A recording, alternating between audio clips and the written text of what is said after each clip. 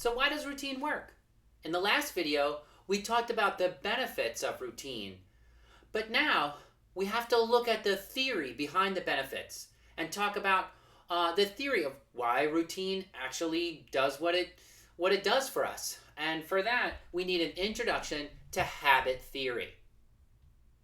So in Ayurveda, the ancient sutras say that like increases like. And what they're trying to say there is that routine works because repetitive acts over time exert a deep influence on your nature, right? That we all know this. If you eat a lot of heavy foods, you're going to gain weight over time. And so repetitive acts have a strong influence on our mind and our body and our spirit, right? If we do mean things over and over again, we'll become a mean-spirited person. If you have a habit of getting angry, you're going to be an angry person. If you have a habit of eating lots of spicy foods, you may develop a heat condition. So repetitive acts influence us. And in Ayurveda, we describe these influences using the words of gunas, elements, and doshas. Well, okay, so some new vocabulary words there. What is a guna? A guna just means heavy, light, sharp, dull, hot, cold, oily, dry. It is a character of your body.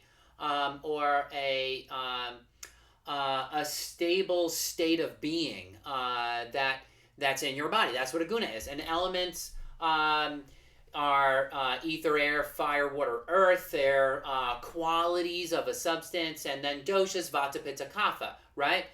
So all of these words in Ayurveda are terms used to describe the way in which things influence our body. Especially when we do them repetitively. So we're really talking about the core of Ayurveda here, right? This theory of balancing your nature, balancing your constitution, balancing your state of being rests on the theory that habit influences nature. So you could say that habit and routine is the heart, soul, and core of Ayurveda's model of wellness. It is the main tool of Ayurveda to form and reform your body with a new nature. And when I say a new nature, I don't mean that we have total control over our nature. We don't. Right there, no matter how much ice cream I eat, I'm still John Immel, right? I'm not going to become a different person.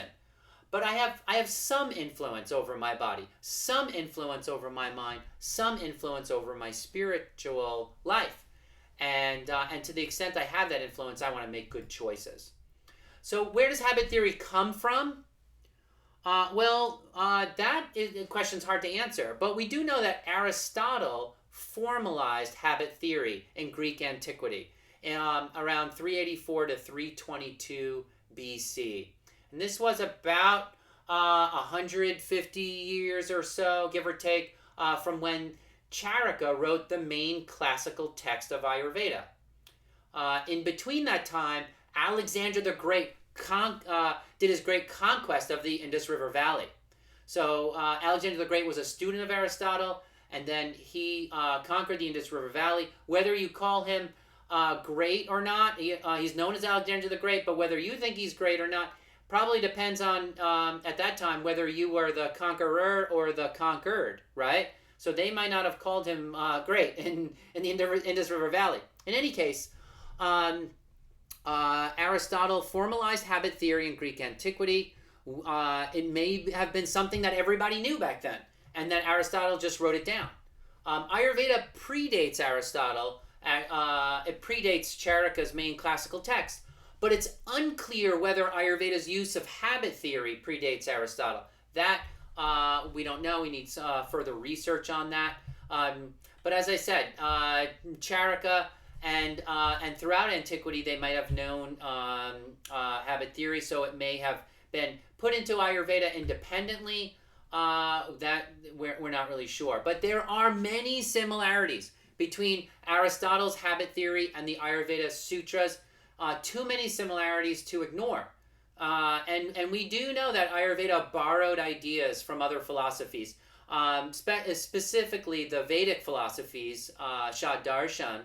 But it's comforting to me to think that Ayurveda may have been open-minded enough to borrow from any and all philosophies in order to create a system of medicine of great practicality and strength.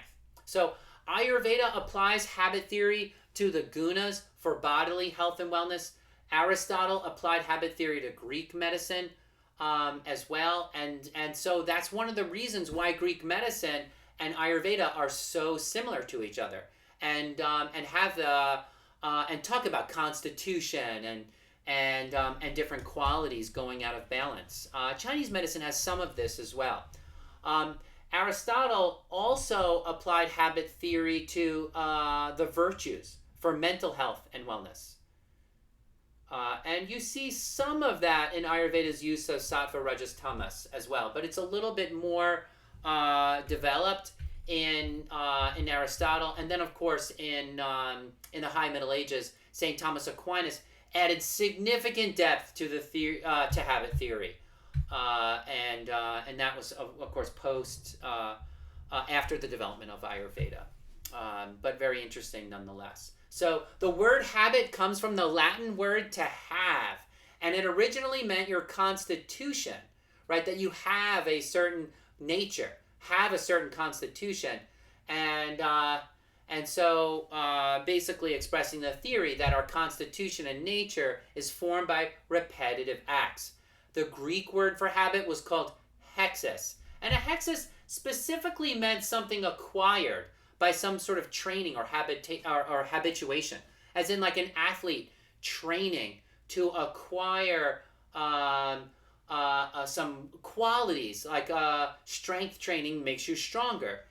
If you practice being compassionate, you'll be a more compassionate person.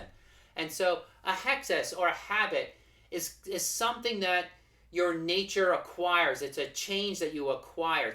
We have our true nature, and then we have things that we've acquired through living. So in Ayurveda, the word for hexis is guna. So habit, hexis, guna, however way you want to say it, they refer to a change in your nature from doing something over and over again. So Aristotle has this famous quote, "We are what we repeatedly do." And Ayurveda says, expresses the same concept as like increases like. And as far as like acquiring a nature, it's very interesting that in French, the word habit means an outfit or clothing. So in other words, if you put on a new outfit, you're kind of look like you have a different nature, right? If I, like these, depending on how people dress, we may get an impression of the kind of person they are. And so in French, this has been coded in the language itself by calling clothing a habit. Great. So in modern times, habit means a settled or regular tendency or practice, and especially one that's hard to give up, as in cigarette smoking, right? That's from the Oxford Dictionary. The dictionary.com says a habit is an acquired behavior pattern, regularly followed until it has become almost involuntary. So there are many types of habits. Involuntary habits are tics, right? A habit of shaking your leg, or a habit of getting angry when somebody says a certain kind of thing, or talks about a certain subject, politics, right? Or habit as an addiction. These are all involuntary, or are difficult to control, so you have to strive to be aware of those things. Other types of habits are your everyday activities or your routines or your customs or rituals, right? And when people get married, they tend to have a ceremony in our culture. And so we have a habit of celebrating marriage, right? Sometimes habits are talked about their effects, as we've said, of character, nature, or constitution. And so this has been a brief introduction to habit theory, just so that we know the what's underneath the foundation for why Ayurveda's core is based on habits.